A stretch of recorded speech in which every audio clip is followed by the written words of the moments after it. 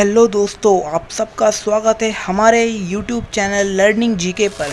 और आज मैं आपके लिए लेकर आया हूँ एक नया टॉपिक जो आपके जीके के बेसिक को एकदम परफेक्ट कर देगा। और इस वीडियो में मैं आपको बताऊंगा जनरल नॉलेज की बहुत ही इम्पोर्टेंट टॉपिक्स एंड मतलब स्टोरीज एंड हिस्ट्री के बारे में बहुत सारी बात करेंगे हम। इस वीडियो को देखने के बाद आपका जीके आसमान पे पहुंच जाएगा। आप जनरल नॉलेज के बादशाह बन जाएंगे, मतलब आपका बेसिक क्लियर हो जाएगा सिकंदर के बारे में। आप जानकर इस टॉपिक को हम स्टार्ट करते हैं। So let's begin with learning GK. देखते रहिए आंखें बंद करके नहीं आंखें खोल कर।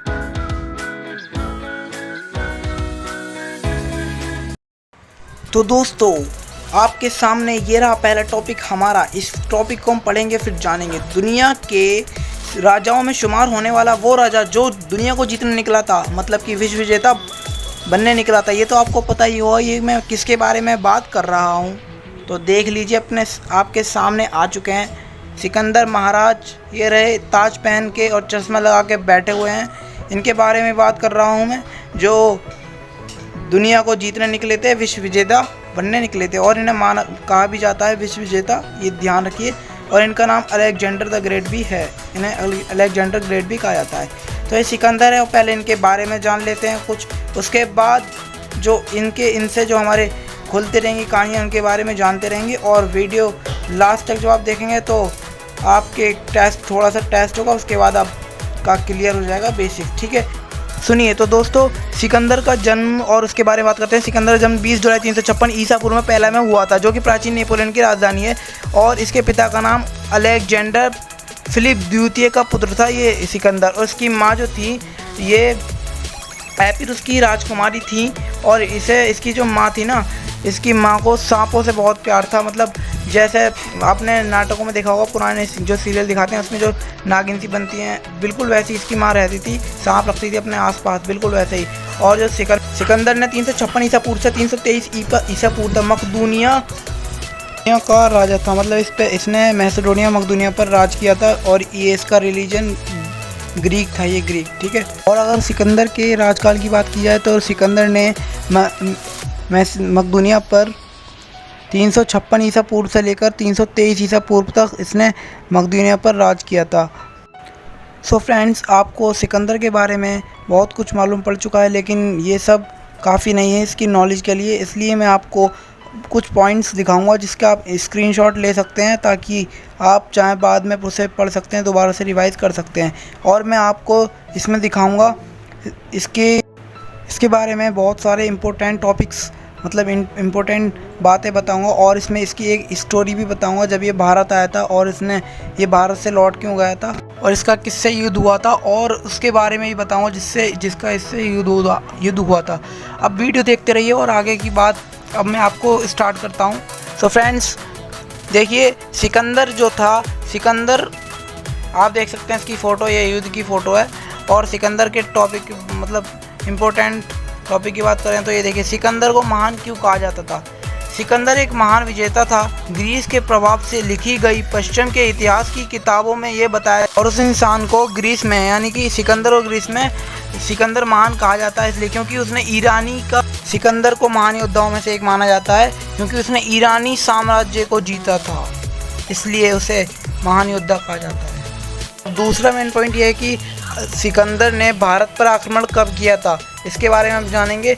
सिकंदर ने जो भारत में आक्रमण किया था उसका ये अभियान जो था 326 ईसा पूर्व में उसने शुरू कर दिया था। अलेक्जेंडर द ग्रेट ने भारत पर आक्रमण करने का विजय प्राप्त करने, उसने जो फारस के अकमेनिड साम्राज्य पर विजय प्राप्त करने के बाद फिर उसने भारत पर विजय प्राप्त करने के लिए भारत के महाद्वीपों पर विजय प्राप्त करने के लिए उसने एक अभियान शुरू किया था।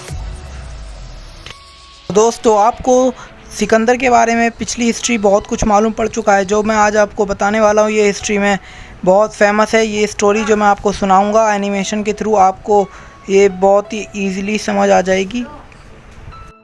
ये बात है सिकंदर ने जब भारत पर आक्रमण किया सन 326 ईसा पूर्व में।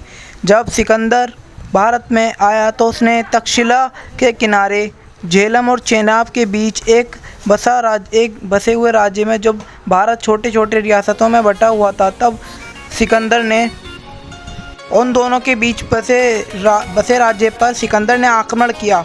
तो वह सिकंदर का पहला आक्रमण था और इसी समय इतिहास में जिसे राजा पोरस के नाम से जाना जाता है और सिकंदर की लड़ाई, और इस समय शुरू हुआ सिकंदर और पोरस का युद्ध।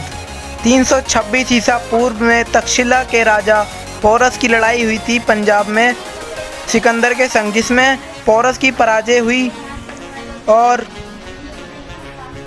दोस्तों, पोरस की पराजय इसलिए हुई थी इस युद्ध में क्योंकि ये जो युद्ध लड़ा गया था इसमें सिकंदर की सेना बड़ी थी और पोरस की, मतलब दोनों की बराबरी थी। लेकिन जो सिकंदर था वो सेनापतियों में सबसे सेनापति था। और सेनापति आप जानते हैं कौन होते हैं। सेनापति जो होते हैं पूरी सेना के कमान संभालते हैं। जैसे कि क्रिकेट टीम में कैप्टन के जैसा वो चलता है, जैसे कैप्टन चाहेगा वैसे ही टीम काम करेगी, ऐसे ही सिकंदर रह चुका था। वो बहुत ही महान योद्धा था, इसलिए पोरस की इसमें पराजय हो गई।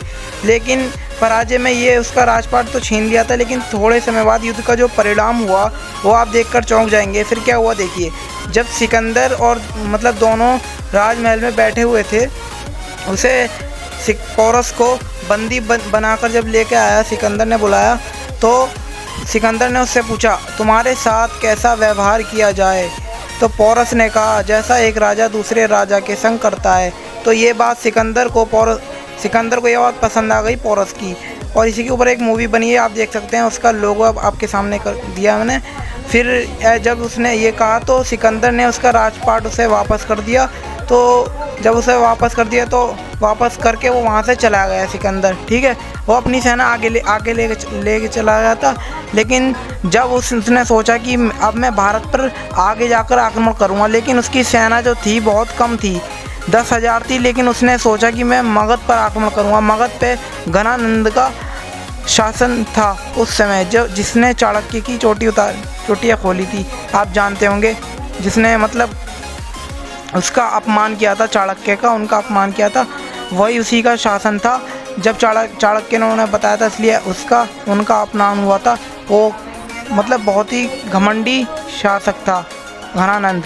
तो उसकी 10 लाख की सेना थी, इसलिए सिकंदर के सैनिक भी आगे जाना नहीं चाहते थे। और फिर वो उन्होंने मना नहीं कर पा रहे थे अपना राजा से। लेकिन जब सिकंदर को पता लगा तो बहुत उन्हें क्या करना था, झील भी पार करनी थी आगे जाने के लिए। वहाँ पे एक नदी थी, उसे क्रॉस करके वहाँ पे जाना था। और उनकी जो सेना थी बहुत ही कमज़ोर हो चुकी थी इस युद्ध से, और इसलिए सिकंदर वापस चला गया फिर। और ये सब हुआ सिकंदर के बारे में। अगर आपको तो फ्रेंड्स, ये था सिकंदर का इतिहास। हमारे संग वीडियो के लास्ट तक बने रहने के लिए थैंक यू सो मच। तो फ्रेंड्स, अगर आपको इस टॉपिक पर वीडियो चाहिए जो मैं आपको स्क्रीन पर दिखा रहा हूँ, तो please comment me and subscribe